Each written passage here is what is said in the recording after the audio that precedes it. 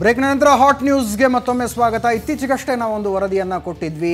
ದೆಹಲಿಯಲ್ಲಿ BJP core ಕಮಿಟಿಯ ಸಭೆ ನಡೆದಾಗ, ಕರ್ನಾಟಕ ಬಿಜೆಪಿಯ ಕೋರ್ ಕಮಿಟಿ ಸಭೆ ನಡೆದಾಗ ಬೆಂಗಳೂರು ಉತ್ತರ ಲೋಕಸಭಾ ಚುನಾವಣೆಯ ಅಭ್ಯರ್ಥಿ ಯಾರಾಗಬೇಕು ಅನ್ನುವಂಥ ವಿಷಯದಲ್ಲಿ ಮಾಜಿ ಮುಖ್ಯಮಂತ್ರಿ ಸದಾನಂದ ಗೌಡರಿಗೂ ಅನಂತಕುಮಾರ್ ಅವರಿಗೂ ವಾಗ್ವಾದ ನಡೆದು ಡಿ.ವಿ. ಸದಾನಂದ ಗೌಡರು ಸಿಟ್ಟಿಗೆದ್ದು ಸಭೆಯಿಂದ ಹೊರ ನಡೆದ್ರು ಅಂತ ಅವರ ಬೇಡಿಕೆ ಬೆಂಗಳೂರು ಉತ್ತರ ಲೋಕಸಭಾ ಕ್ಷೇತ್ರದಿಂದ ನಾನು ಚುನಾವಣೆಗೆ ನಿಂತ್ಕೊಳ್ತೀನಿ ಅನ್ನುವಂಥದ್ದು. ಅದೇ ಸಂದರ್ಭದಲ್ಲಿ ಶೋಭಾ ಕರಂದ್ಲಾಜೆ ಅವರು ಕೂಡ ತಮ್ಮ ಅನಿಸಿಕೆಯನ್ನು ವ್ಯಕ್ತಪಡಿಸಿದ್ದಾರೆ. ಅಲ್ಲಿ ಸೂಕ್ತ ಅಭ್ಯರ್ಥಿ ನಾನಾಗ್ತೀನಿ ಅಂತ. ಅದೇ ಸಂದರ್ಭದಲ್ಲಿ ಡಿ.ಬಿ. ಚಂದ್ರೇಗೌಡರು ಕೂಡ ಇಲ್ಲಿ ನಾನೇ ಅಭ್ಯರ್ಥಿ ಅನ್ನುವಂಥದ್ದನ್ನು ಹೇಳ್ತಾ ಇದ್ದಾರೆ. ಇನ್ನು ಮಾಜಿ ಉಪಮುಖ್ಯಮಂತ್ರಿ ಆರ್ ಅಶೋಕ್ ಅವರು ಬಾಯಿ ಬಿಟ್ಟು ಹೇಳಿಲ್ಲ, ಆದರೂ ಒಳಗಿಂದೊಳಗೆ ಆ ಕ್ಷೇತ್ರದಿಂದ ತಾವು ಚುನಾವಣೆಗೆ ಸ್ಪರ್ಧಿಸೋದಕ್ಕೆ ತಯಾರಿಯನ್ನು ನಡೆಸಿದ್ದಾರೆ. ಒಟ್ಟು 4 ಜನ ಘಟಾನುಘಟಿ ಬಿಜೆಪಿ ನಾಯಕರು ಬೆಂಗಳೂರು ಉತ್ತರ ಲೋಕಸಭಾ ಕ್ಷೇತ್ರದ ಮೇಲೆ ಕಣ್ಣಿಟ್ಕೊಂಡಿರುವಂಥವರು.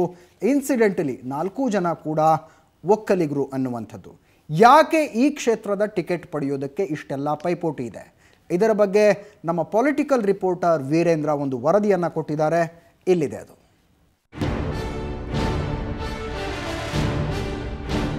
ಬಿಜೆಪಿಯಲ್ಲಿ ಈಗ ಪ್ರತಿದಿನ ಉತ್ತರಕ್ಕಾಗಿ ಹೊಡೆದಾಟ, ಉತ್ತರಕ್ಕಾಗಿಯೇ ಹುಡುಕಾಟ. ಎಸ್, ಬೆಂಗಳೂರು ಉತ್ತರ ಕ್ಷೇತ್ರದ ಟಿಕೆಟ್ಗಾಗಿ ಬಿಜೆಪಿಯ ಘಟಾನುಘಟಿ ನಾಯಕರೇ ಸಮರಕ್ಕಿಳಿದಿದ್ದಾರೆ. ಸಮರಕ್ಕಿಳಿದಿರುವ ನಾಯಕರೆಲ್ಲರೂ ಒಕ್ಕಲಿಗರೇ. ಹೋರಾಟಕ್ಕೆ ಅಣಿಯಾಗಿರುವ ಸೇನಾನಿಗಳಿಗೆ ರಣರಂಗ ಯಾವುದಾದರೇನು ಎನ್ನುವ ಹಾಗಿಲ್ಲ. ಬೆಂಗಳೂರು ಉತ್ತರ ಕುರುಕ್ಷೇತ್ರವಾದರೆ ಮಾತ್ರವೇ ಅಖಾಡಕ್ಕಿಳಿಯೋದು ಅಂತ ಇದ್ದಾರೆ. ಹಾಗಾದ್ರೆ ಇವರಿಗೆಲ್ಲ ಬೆಂಗಳೂರು ಉತ್ತರದ ಮೇಲೇನೆ ಯಾಕೆ ಕಣ್ಣು? ಏನಿದೆ ಬೆಂಗಳೂರು ಉತ್ತರದಲ್ಲಿ?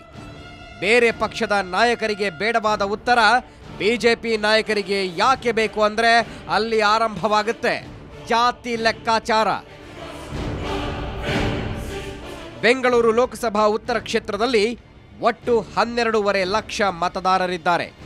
ಈ ಪೈಕಿ ಗೌಡರೇ ಬಹುಸಂಖ್ಯಾತರು, ಅಂದರೆ 4 ಲಕ್ಷ ಒಕ್ಕಲಿಗ ಮತದಾರರಿದ್ದಾರೆ. ಇನ್ನು ಮುಸಲ್ಮಾನರು 2.5 ಲಕ್ಷ, ಲಿಂಗಾಯತರು 2 ಲಕ್ಷ, ಪರಿಶಿಷ್ಟ ಜಾತಿಗೆ ಸೇರಿದ ಮತದಾರರು 2 ಲಕ್ಷ ಇಲ್ಲಿದ್ದಾರೆ. ಹಿಂದುಳಿದ ಹಾಗೂ ರೆಡ್ಡಿ ಸಮುದಾಯದ ಮತದಾರರ ಸಂಖ್ಯೆ ಸುಮಾರು 1.5 ಲಕ್ಷದಷ್ಟಿದೆ. ಇನ್ನು ಈ ಕ್ಷೇತ್ರದಲ್ಲಿರುವ ಬ್ರಾಹ್ಮಣರೇ ಅಲ್ಪಸಂಖ್ಯಾತರು, ಸುಮಾರು 50,000ದಷ್ಟು ಬ್ರಾಹ್ಮಣರಿದ್ದಾರೆ. ಕೇವಲ ಜಾತಿ ಲೆಕ್ಕಾಚಾರ ಒಂದೇ ಈ ಕ್ಷೇತ್ರಕ್ಕೆ ಬಿಜೆಪಿಯ ಘಟಾನುಘಟಿ ನಾಯಕರು ಮುಗಿಬೀಳಲು ಕಾರಣ ಅಲ್ಲ. 2009ರಲ್ಲಿ ಕ್ಷೇತ್ರ ಪುನರ್ವಿಂಗಡಣೆಯಾದ ನಂತರ ಬಿಜೆಪಿ ತೆಕ್ಕೆಗೆ ಈ ಕ್ಷೇತ್ರ ಬಂದದ್ದು ಕಾರಣ. ಜೊತೆಗೆ ಈ ಲೋಕಸಭಾ ಕ್ಷೇತ್ರ ವ್ಯಾಪ್ತಿಯಲ್ಲಿ ಬರುವ 8 ಕ್ಷೇತ್ರಗಳ ಪೈಕಿ ಬಿಜೆಪಿ ಕೈಯಲ್ಲೇ 3 ಕ್ಷೇತ್ರಗಳಿರೋದು ಘಟಾನುಘಟಿ ನಾಯಕರು ಈ ಕ್ಷೇತ್ರದ ಟಿಕೆಟ್ ಜಟಾಪಟಿ ಮಾಡಲು ಇನ್ನೊಂದು ಕಾರಣ. ಬೆಂಗಳೂರು ಉತ್ತರ ಕ್ಷೇತ್ರದ ವಿಧಾನಸಭಾ ಕ್ಷೇತ್ರವಾರು ಯಾವ್ಯಾವ ಕ್ಷೇತ್ರಗಳಲ್ಲಿ ಯಾವ್ಯಾವ ಪಕ್ಷದ ಶಾಸಕರಿದ್ದಾರೆ ಎಂಬ ವಿವರ ಇಲ್ಲಿದೆ. ಬೆಂಗಳೂರು ಉತ್ತರ ಲೋಕಸಭಾ ಕ್ಷೇತ್ರದಡಿ ಬರುವ ವಿಧಾನಸಭಾ ಕ್ಷೇತ್ರಗಳಲ್ಲಿ ಅಧಿಕಾರದಲ್ಲಿರುವ ಪಕ್ಷಗಳು: ಬೆಂಗಳೂರು ಉತ್ತರದ ವಿಧಾನಸಭಾ ಕ್ಷೇತ್ರಗಳ ಸಂಖ್ಯೆ 8. 1 ಹೆಬ್ಬಾಳ ಬಿಜೆಪಿ ಪಕ್ಷ, 2 Malleshwaram BJP, 3 Dasarahalli BJP, 4 Yeshwanthpur Congress, 5 Byatarayanapura Congress, 6 KR Puram Congress, 7 Mahalakshmi layout JDS ಪಕ್ಷ, 8 ಪುಲಿಕೇಶಿ ನಗರ ಜೆಡಿಎಸ್. ಪರಿಷತ್ ವಿಪಕ್ಷ ನಾಯಕ ಡಿ.ವಿ. ಸದಾನಂದಗೌಡ, ಮಾಜಿ ಸಚಿವೆ ಶೋಭಾ ಕರಂದ್ಲಾಜೆ ಬಹಿರಂಗವಾಗಿಯೇ ಬೆಂಗಳೂರು ಉತ್ತರ ಕ್ಷೇತ್ರಕ್ಕಾಗಿ ಪಟ್ಟು ಹಿಡಿದಿದ್ದಾರೆ. ಆರ್ ಅಶೋಕ್ ಒಳಗೊಳಗೆ ತಮ್ಮ ಪಟ್ಟು ಹಾಕುತ್ತಿದ್ದಾರೆ. ಇವೆಲ್ಲದರ ನಡುವೆ ಯಾರ್ಯಾರೋ ಬಂದು ಪಟ್ಟು ಹಾಕಲು ಬೆಂಗಳೂರು ಉತ್ತರ ಬೇವರ್ಸಿ ಕ್ಷೇತ್ರ ಅಲ್ಲ ಅಂದವರು ಇದೇ ಕ್ಷೇತ್ರದ ಹಾಲಿ ಸಂಸದ ಡಿ.ಬಿ. ಚಂದ್ರೇಗೌಡ. ಬೆಂಗಳೂರು ಉತ್ತರದಲ್ಲಿ ಅಶೋಕ್ ಅಥವಾ ಸದಾನಂದ ಗೌಡರು ಕಂಟೆಸ್ಟ್ ಮಾಡಲ್ಲ ಅಂದರೆ ನಂಗೆ ಅವಕಾಶ ಮಾಡಿಕೊಡಿ ಅಂತ ಹೇಳಿದ್ದೀನಿ. ನಾನು ಕೇಳಿದ್ದೀನಿ, ನನಗೂ ಒಂದು ಅವಕಾಶ ಮಾಡಿಕೊಡಿ. ಅಶೋಕ್ ಅಥವಾ ಸದಾನಂದ ಗೌಡರು ಮಾಡಲ್ಲ ಅಂದರೆ, ಅವರಿಗೆ ಬೇರೆ ಎಲ್ಲಾದ್ರೂ ಕ್ಷೇತ್ರ ಇದ್ದರೆ ಅಥವಾ ಅವ್ರು ಮಾಡಲ್ಲ ಅಂದರೆ ನನಗೆ ಅವಕಾಶ ಮಾಡಿ ಅಂತ ಹೇಳಿ. ಉತ್ತರ ಬಿಟ್ಟರೆ ಬೇರೆ ಯಾವ ಕ್ಷೇತ್ರ ಕೇಳಿದ್ದೀನಿ? ವಿಧಾನಸಭೆ ನೆಕ್ಸ್ಟ್. ನನಗೆ ಯಶವಂತಪುರ ಇದೆ, ನಾನು ಅಲ್ಲಿ MLA ಆಗಿದ್ದೆ, ಅದಕ್ಕಾಗಿ ಕೇಳ್ತಾ ಇದ್ದೀನಿ ಅಷ್ಟೇ. ಅದರ್ವೈಸ್ ನಾನು ಹೇಗೆ ಕೇಳೋದು? ಈಗ ಉಡುಪಿ ಚಿಕ್ಕಮಂಗ್ಳೂರು ಬಾ ಅಂತಂದರೆ ನಾನು ಹೆಂಗೆ ಹೋಗೋದು? ಅಂದರೆ ಕರಿತಾ ಇದ್ದಾರೆ ಅಲ್ಲಿ ಬರಬೇಕು ಅಂತ ಹೇಳಿ, ಬಟ್ ನನ್ನ ವ್ಯಾಪ್ತಿಗೆ ಅದು ಬರೋದೇ ಇಲ್ಲ. ಒಂದು ನಾನು ಹುಟ್ಟಿದ ಊರಲ್ಲ, ಇನ್ನೊಂದು ನಾನು ಕೆಲಸ ಮಾಡಿದ ಊರಲ್ಲ. ಉತ್ತರ ಕೊಟ್ಟರೆ ನಿಲ್ತೀರಿ, ಇಲ್ಲ ಲೋಕಸಭೆ ನಿಲ್ಲಲ್ಲ.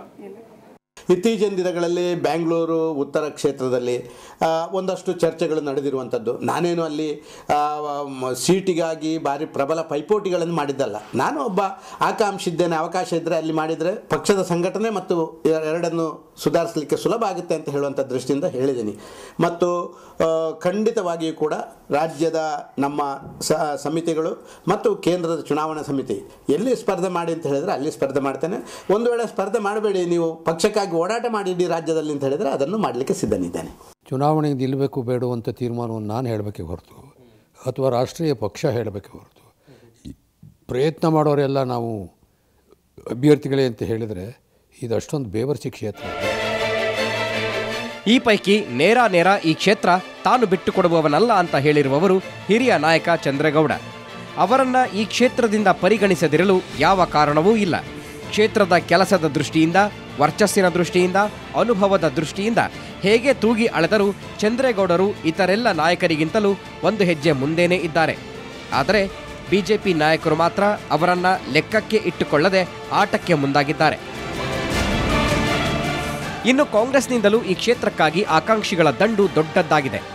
ಆದ್ದರಿಂದಲೇ ಕಾಂಗ್ರೆಸ್ ಹೈಕಮಾಂಡ್ ಇಲ್ಲಿ ಆಂತರಿಕ ಚುನಾವಣೆ ಮೂಲಕ ಅಭ್ಯರ್ಥಿಯನ್ನ ಆಯ್ಕೆ ಮಾಡಲು ನಿರ್ಧಾರ ಮಾಡಿದೆ. ಬೆಂಗಳೂರು ಉತ್ತರಕ್ಕಾಗಿ ಆಂತರಿಕ ಚುನಾವಣೆಯಲ್ಲಿ ಸ್ಪರ್ಧಿಸಲು ಮುಂದಾಗಿರುವ ಆಕಾಂಕ್ಷಿಗಳ ಪಟ್ಟಿ ಹೀಗಿದೆ. ಉತ್ತರದ ನಿರೀಕ್ಷೆಯಲ್ಲಿರುವ ಕಾಂಗ್ರೆಸ್ ಆಕಾಂಕ್ಷಿಗಳು BL Shankar, KC Ramamurthy, Rajeev Gowda, Ramesh B Gowda. ಇನ್ನು ಜೆಡಿಎಸ್ ಪಕ್ಷದ ಟಿಕೆಟ್ ನಿರೀಕ್ಷೆಯಲ್ಲಿರುವ ಏಕೈಕ ಹುರಿಯಾಳು ಜೈಪಾಲ್ ಗೌಡ. ಕಾಂಗ್ರೆಸ್ ಹಾಗೂ ಜೆಡಿಎಸ್ ಹೀಗೆ ತಣ್ಣಗೆ ಬೆಂಗಳೂರು ಉತ್ತರಕ್ಕಾಗಿ ಸಿದ್ಧತೆಯಲ್ಲಿ ತೊಡಗಿದ್ದರೆ ಬಿಜೆಪಿ ನಾಯಕರು ಮಾತ್ರ ಹಾದಿ ಬೀದಿ ರಂಪ ಮಾಡಿಕೊಳ್ತಾ ಇದ್ದಾರೆ. ಒಕ್ಕಲಿಗರು ಬಹುಸಂಖ್ಯಾತರಿರುವ ಕ್ಷೇತ್ರ, ಬಿಜೆಪಿಯ ಪಾಲಿನ ಸೇಫ್ ಕ್ಷೇತ್ರ ಅನ್ನೋದರ ಜೊತೆಗೆ ಇಡೀ ದೇಶಾದ್ಯಂತ ಹಬ್ಬಿರುವ ಮೋದಿ ಅಲೆ ಕೂಡ ಬಿಜೆಪಿ ನಾಯಕರ ಪೈಪೋಟಿಗೆ ಮತ್ತೊಂದು ಕಾರಣ.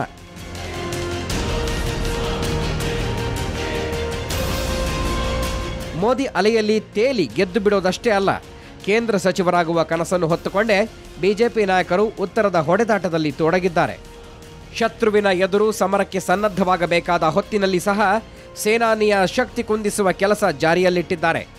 ಬೆಂಗಳೂರು ಉತ್ತರದ ಟಿಕೆಟ್ ಯಾರಿಗೆ ಸಿಗಲಿ, ಇವೆಲ್ಲವನ್ನ ನೋಡುತ್ತಿರುವ ಮತದಾರ ತಕ್ಕ ಉತ್ತರ ನೀಡೋದು ಖಂಡಿತ. ವೀರೇಂದ್ರ ಉಪ್ಪುಂದ, ಪೊಲಿಟಿಕಲ್ ಬ್ಯೂರೋ, ಸುವರ್ಣ ನ್ಯೂಸ್. ಎಸ್, ಇವತ್ತು 8 ಗಂಟೆಗೆ ನ್ಯೂಸ್ ಅವರ್ನಲ್ಲೂ ಕೂಡ ಉತ್ತರಕ್ಕಾಗಿ ಗೌಡರ ಗದ್ದಲ ಅನ್ನುವಂಥ ಟೈಟಲ್ನಲ್ಲಿ ಇದೇ ವಿಷಯ ಚರ್ಚೆ ಆಗುತ್ತೆ. ನಮ್ಮ ಸಹ ಸಂಪಾದಕರಾದ ಲಕ್ಷ್ಮಣ್ ಹುಗಾರ್ ಆ ಚರ್ಚೆಯನ್ನು ನಡೆಸ್ತಾರೆ. ಮಿಸ್ ಮಾಡ್ಕೊಳ್ಳದೆ ನೋಡಿ. ಹಾಟ್ ನ್ಯೂಸ್ನಲ್ಲಿ ಇನ್ನೊಂದು ಸಣ್ಣ ಬ್ರೇಕ್ನ ಸಮಯ ಆಗಿದೆ. ಬ್ರೇಕ್ನ ನಂತರ ಚಿನ್ನ ಸ್ಮಗ್ಲಿಂಗ್ ಮಾಡೋದಕ್ಕೆ ಹೋಗಿ ಪಡಬಾರದ ಪಾಡುಪಟ್ಟಂಥ ಒಬ್ಬ ವಿಚಿತ್ರ ವ್ಯಕ್ತಿಯ, ಆತನ ಬಗ್ಗೆ ಸಿಟ್ಟು ಮಾಡ್ಕೊಳ್ಬೇಕು, ನಗಬೇಕು, ಅಳಬೇಕು ಅರ್ಥ ಆಗೋದಿಲ್ಲ, ಅಂಥ ಒಬ್ಬ ವಿಚಿತ್ರ ವ್ಯಕ್ತಿಯ ಕಥೆಯನ್ನು ಹೇಳ್ತೀವಿ. ಮಂಗಳೂರಿನಿಂದ ನಮ್ಮ ರಿಪೋರ್ಟ್ರು ಕೂಡ ಹೆಚ್ಚಿನ ಮಾಹಿತಿ ಕೊಡೋದಕ್ಕೆ ನೇರ ಸಂಪರ್ಕದಲ್ಲಿರ್ತಾರೆ. ಅವರನ್ನು ಮಾತಾಡಿಸೋದಕ್ಕಿಂತ ಮುಂಚೆ ಹಾಟ್ ನ್ಯೂಸ್ನಲ್ಲಿ ಇನ್ನೊಂದು ಬ್ರೇಕ್.